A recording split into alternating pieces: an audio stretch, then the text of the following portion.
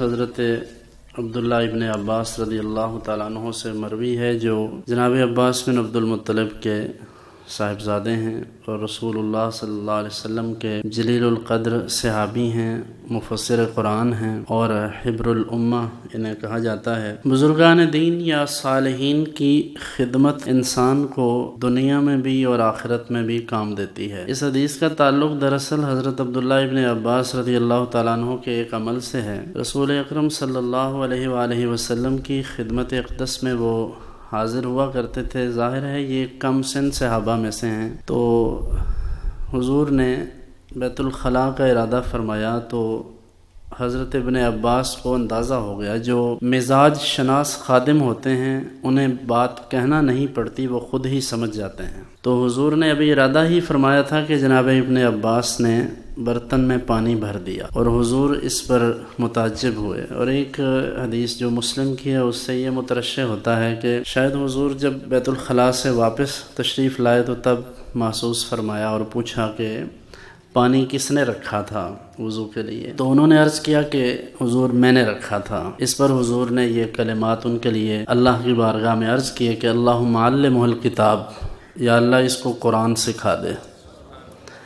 صرف وضو کرنے پر حضور نے اتنی بڑی دعا دی ہے۔ اور ایک روایت یہ ہے کہ وہ حضرت ام المومنین سیدہ میمونہ رضی اللہ عنہا، چونکہ ان کی خالہ تھیں، تو ان کے ہاں تشریف لے گئے اس غرض سے کہ حضور اکرم صلی اللہ علیہ وسلم وہیں محو استراحت ہوں گے۔ تو نماز کے لیے تہجد کا غالباً وقت تھا، تو وہ پیچھے کھڑے ہوتے تھے، حضور انہیں پکڑ کر آگے کرتے تھے، وہ پھر پیچھے ہو جاتے تھے۔ تو انہیں اندازہ نہیں تھا مسئلے کی حساسیت کا، لیکن نماز کے بعد حضور نے ان سے پوچھا کہ تم نماز میں ایسا کیوں کرتے تھے جبکہ میں تمہیں آگے کرتا تھا؟ تو انہوں نے عرض کیا حضور کسی امتی کی یہ کب حیثیت ہے کہ وہ اللہ کے نبی کے آگے کھڑا ہوں؟ تو حضور نے اس بات کو اتنا پسند فرمایا کہ ان کے لیے یہ دعا کی کہ یا اللہ اس کو کتاب کا علم عطا فرما دے، یعنی قرآن کا علم۔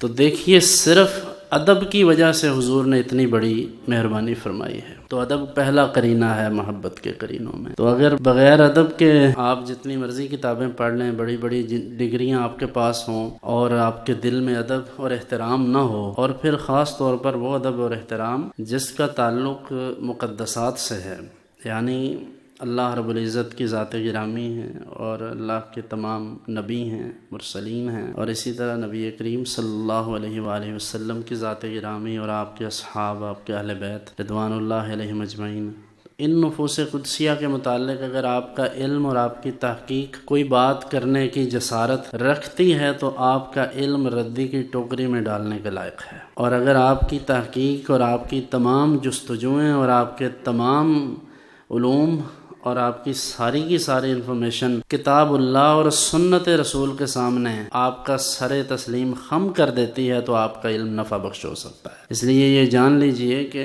علم اس چیز کا نام نہیں ہے کہ آپ جو منہ میں آئے بول دیں۔